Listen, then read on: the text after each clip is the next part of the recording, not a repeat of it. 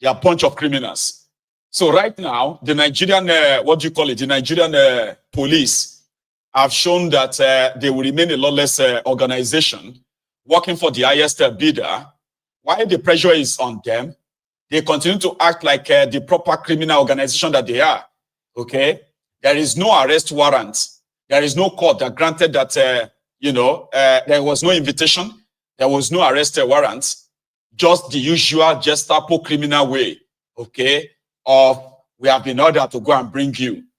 And if anybody try to stop us, we shoot you. Rogues. Karijare, Professor, tell me that it is not, it's called a FISA or PISA, whatever you want to call it. You shall know what I'm talking about, Abby. And if you do, and if you don't, that's your own cup of tea. But that's actually not the point this evening.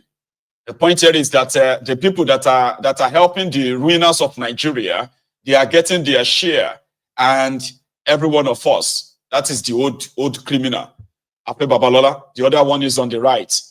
These are the faces of the ruiners of that contraption. Free speech is gone. Just remember that. Okay, you are now in what is called the kakistocracy, a state or country run by the worst, least qualified, or most unscrupulous citizens. Chancers. They call themselves the elite. But guess what? They believe they can get away with anything. But with the social media, as well as the internet, their days are actually numbered. One by one. Every one of them will be demystified. Information about them will be out there. And then a generation that is never going to leave their asses is here. It's just a matter of time. Before what? Before they will meet all their own Waterloo. So they should let DF go. Farotimi is done nothing wrong. Anybody who feels offended, sue him. Now, if they can do that to Dele Farotimi, now you can understand why some people have chosen, right, to just remain silent. And possibly because they don't have the same, they don't have the same societal clout that the likes of Farotimi commands. They will let him go eventually, because it's like what Yoruba call the Gielira. This particular one, you would have to drop it eventually. But it is to help us understand the kind of system they run in that contraption. It is a lawless place. And if you still probably have a tiny bit of hope for that place, I am not sorry for you. Keep your hope alive if you can, or bury it for your own sake. And going forward, Tinubu and his gang, they have now escalated, increased the tempo of their tax bill law. A lot has happened in the last 48 hours.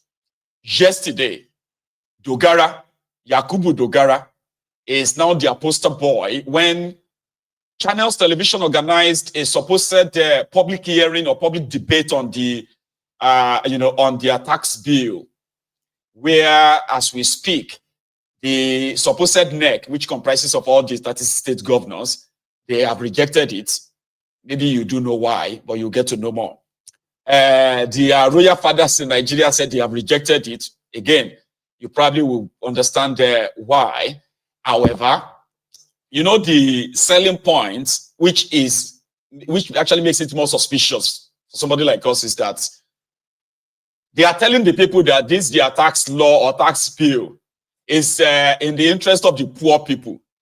Just the same way, if you can remember, I know a lot of you do have what is called the Stockholm syndrome, a very short memory. Memory of, you have the memory of Edu. And that is what this APC, Egbekegbe, will continue to leverage on.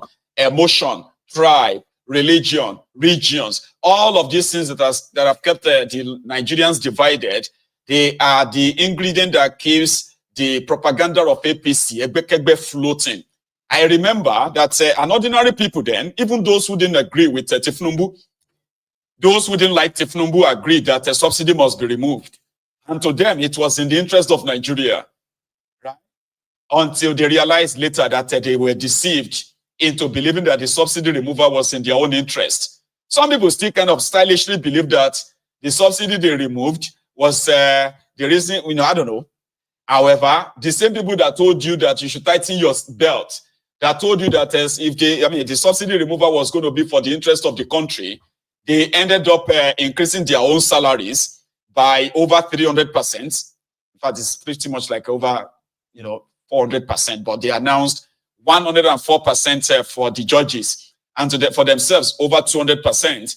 But in reality, that's probably over 1,000%. Okay, because for example, right, the National Assembly members, I'm talking about the Senate and the reps, right? The House of Representatives members, before now, they used to go home with 15 million naira every month, between 15 and 18 million naira. And now an average House of Representative member goes home with over 33 million naira since after Tinubu increased their pay. Senator, an average senator in Nigeria goes home with over 30 million naira before Tinubu increased their salary. Today, an average senator in Nigeria goes home with, every month, goes home with 55 million naira, between 55 and 57 million naira, okay, today. But the money is still not enough for them, so to say. Tinubu himself, right, spent over 60 billion naira. Out of that, right, 22 billion naira for the house of his vice president. Then another 10 billion naira to renovate the current house of the vice president, Aguda House. 5 billion naira to renovate the vice president's lodge in Lagos, right? That's 32 billion naira. Tinubu himself spent over 30 billion naira renovating the Asshole Rock, the same place where Bokwari just parked out, right? Then the same Tinubu spent another 11 billion naira renovating the Dodon Barracks, okay? The presidential lodge in Lagos as well, okay? Then the same Tinubu awarded over 20 billion naira for his wife, right? The office of the first lady, to buy cars, to do this, to do that, right? The same Tinubu spent over 11 billion naira giving it to Bajabi Abole, the office of the chief of staff. The same Tinubu spent over 44 billion naira allocated to the office of Ribadumbu. I don't know if you remember this, right? And then the same Tinubu, right, allocated over 242 billion naira, okay, to the office of the National Assembly guys, all these guys in the National Assembly, after giving each of them 160 million naira cars. 360 plus 109, 369, 469. 469 people collected 160 million naira car each. But that is not including the leadership of the National Assembly. People who told you that removing subsidy is to cut costs and to save money. Then Tinubu went on to go and buy a local plane, 150 billion naira.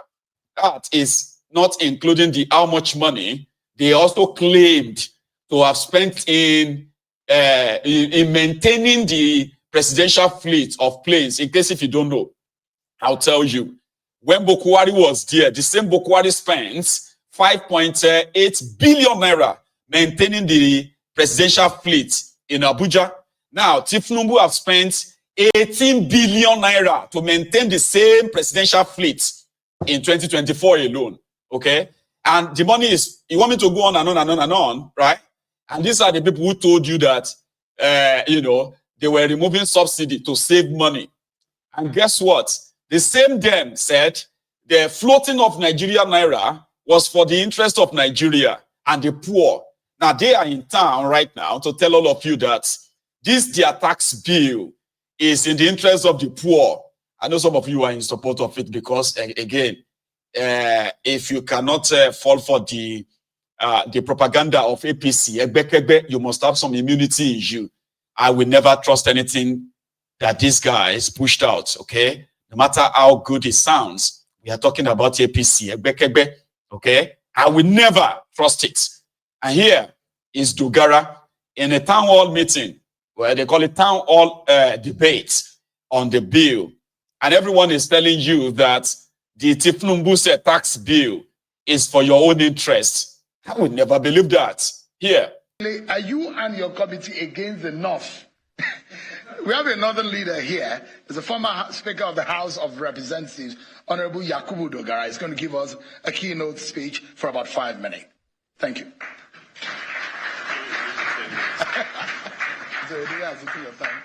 Good evening. First of all, I will start my intervention by thanking Mr. Sheun for inviting me to participate in this town hall. Before now, I thought that we have flurry of experts, both in leadership positions and in the National Assembly, so issues of taxation shouldn't be this complex and obfuscating to a point where we will be stuck in a binge-watching rut that we're presently under. So when I got that invitation, I did tell him, I'm not going to participate. I need to see the bills myself because I want to be 100% convinced of what I will say. So they quickly dispatched the bills to me, and I have them there. I have studied these bills, the two most important bills. The other two are establishment bills. And I don't intend to speak to the details because we have heard from Mr. Taiwo, who chaired the committee that produced this wonderful piece of legislation that's before the National Assembly. I've been in the National Assembly for 16 years, and I must say that I've seen very few bills that can be compared to the bills they produce in terms of quality, the originality of thought, and in terms of effect that we will have on our larger economic ecosystem. Having done that, I still, as a representative that I am, I thought that it's not even good enough for me to just come here and present my opinion. So I summoned some of my brothers, leaders in their own right, across all sectors, most of them, almost all of them northerners like me, to say, come, let's look at this thing dispassionately. What is the problem? What are people complaining about? And honestly speaking, I don't begrudge noise in a democracy. As a matter of fact, the more noise your democracy generates, the more functional it is. The only problem it is, if you allow the noise to degenerate into violence, that is where you have a problem. And then we sit down and look at some of these major objections that are coming from across some of our leaders in the north and some of our brothers. So I wouldn't say I'm an expert. I'm here as a student. I want to learn. But because I've studied this, nothing precludes me from saying my opinion. As a matter of fact, the moment they announced, was it yesterday or the day before yesterday, that I'll be participating in this discussion, my phone almost broke. So many pleaded with me. That was why I knew how important this is. Some were even pleading with me not to even show up. I said, no, but that's not leadership. Even if I disagree, I should go there and tell them that I disagree. So let's look at some of these objections that have been raised. I will address the question of leadership. And my appeal to all of us here, we are all leaders. We should remove the cap of regionalism, the cap of sectionalism, cap of religion, and put on the cap of leadership. Because that is what will resolve the current problems that we have. I think I'm going to save us our time. Then it went on and on and on of how this is the best thing. It is, all these people's complain. It's not that bad. It is for the good of Nigeria. Nigerians are going to enjoy it. In fact, it's the best thing to ever happen. Yeah. And me listening to them yesterday, I just kind of felt like I'm listening to this same crop of criminals that were convincing Nigerians last year how amazing, how bold it was for Tinubu to remove subsidy. How in the next 1 year, the price of petroleum will begin to come down. How when Dangote refinery comes on board, how everything is going to be. In fact, how the people who are benefiting from the subsidy were the rich people sharing the money. It is not reflecting in the life. So petroleum price jumped from 167 naira to 610 naira, then to 1,100 naira, which is it is today. But Tinubu and his gang, they continue to pay what is now called dollar subsidy, which they are hiding from you. They don't call it petrol subsidy anymore. They call it dollar subsidy, where they are ferrying your scarce dollars to the Tinubu's appointed receivers now, since Buhari's time is past. The importation of petroleum to Nigeria skyrocketed, and so was the money. Now they are smiling to the banks every now and then, but you are still paying through your noses, which also affects everything else. Now they are using the sentiment of the broken, what have you, in that contraption, the broken, trust, where the Southerners are feeling like the North, which has been a parasite for so long, right? They are going to actually go and find a way of finding their own money. And the South will now keep their own money. So they went on and on and on, which is now the campaign, by the way. And they have those who have bought into it, or even on this platform, those who have bought into it conveniently. But in 6 months, I pray, see, listen to me, I actually really pray that Tinubu roughen it and pass it and dare them.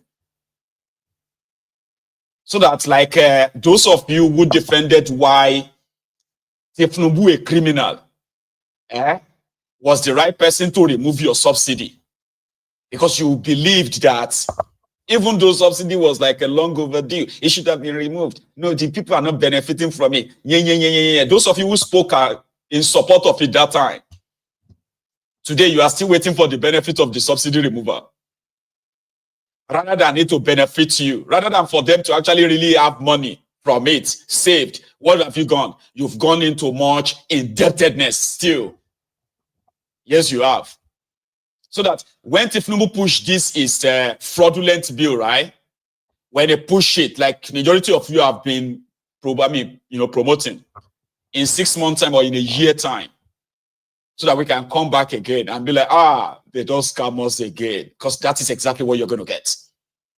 The fancy words they have been speaking, all those fancy words they are preaching here and there, right? Don't worry. I pray, I actually hope that Tinubu, because I pray that it will never stop. In fact, it will dare them, like some of you are already saying. It should dare them. It should push it. It's for the interest of the poor. It's for the interest of the poor. Interest of the poor. Tinubu and the interest of the poor in the same sentence. Lessons will be learned. From what we have heard, though, from the grapevine, Shitty Man, the jeton already. Shitty Man is no longer the favorite. And from what we are hearing, this Dogara, Yakubu Dogara, is going to likely be if things remain as they are between Tinubu and Shitty Man and those around Shitty Man. So Shitty Man will be replaced with Yakubu Dogara. So he is doing the job. He is. According to him, he said, the northern Nigeria should be grateful to Tinubu for creating livestock ministry. That with livestock ministry, the northern Nigeria will be so rich, so wealthy in this with this Tinubu's tax bill. They did ask, Taiwo Yedele, the guy behind it anyway, that come, there is a section of that your bill. In one of the bills, right, it says that you are going to establish tax tax administration, something like that, right? And from it, you have a chance. So, I mean, you have a plan of giving the role of collecting the tax to a third party, something that is in their own BODL. He said, no. It is no, we are not. Are you preparing Alpha Beta? Because what you had in Lagos was that he got to a stage where they almost make Alpha Beta a legal entity that must be collecting taxes for Lagos State. Like they wrote a bill that says collection of taxes in Lagos State must be done by Alpha Beta. A bill, but it got rejected anyway. So is there any plan that you are going to, because people are suspicious that this whole thing, Tinubu is like this devil. When he gives you a chicken, he's going to probably ask for a son, a whole life from you. He denied. How many things have they denied that they have shamelessly walked back on that, and they did exactly what they denied? How many times? Don't blame me. We are talking about APC. You are trusting, they trust APC because of the nonsense they wrote in the book. You trusting them. No wahala. Here is the answer. Dogara. I know Yedele. Controversies, I'm going to ask you pointedly. Are you planning to use a consultant like Alpha Beta in Lagos to collect the revenues? The answer is no. In fact, we had a very interesting debate at the committee level. I wanted to put a language in the law that says no government should use a consultant to collect tax. We think that that's one of the biggest problems in our economy today. So I can confirm to you 100% there is no plan whatsoever in using consultant to do any of this. The FRS has a tax promax that they had implemented. All that we need to do once we pass these bills, go to that system and amend the language, the algorithm, so that next time MTN is filing VAT returns, there's a request that says, tell me the states where they have emanated from. Should they give wrong information, there's a provision there for them to be penalized. Dangote will do the same thing. Banks will do the same thing. So we have the capacity already, we do not need consultant. Okay. The second question I'd like to Actually taking time to count the cost. So, as far as I'm concerned, to escalate this trust, I love what the chairman said.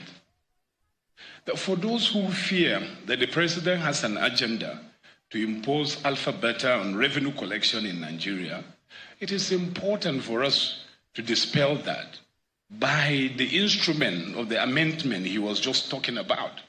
For instance, there's nothing stopping us at the level of National Assembly to say, look, we will introduce a proviso in this law that says that in executing this law, the National Nigerian Revenue Service shall not have recourse to consultants.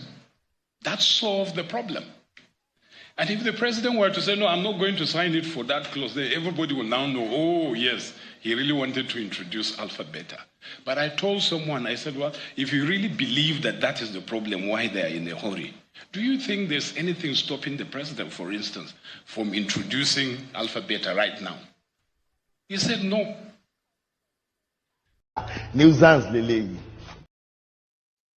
You can't trust them. That's the point.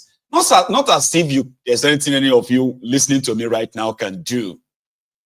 But what you should not do is to convince yourself that Tinubu and his gang, including Taiwo Oyedele, that they mean well. That will be self-sabotage. They don't mean well. They are as evil as they come. The interest of the South, the interest of the East or West or anywhere is not the interest of Tinubu. This whole thing is a smoke screen. And of course, yeah, when the North cries wolf, some of us will probably just want to see them even cry more as the consequences of their born to rule mentality. But in the process, you are burning yourselves too. Today, the policies of Tinubu, they have rendered people poorer, wretched. And it doesn't matter where you come from. No one is spared.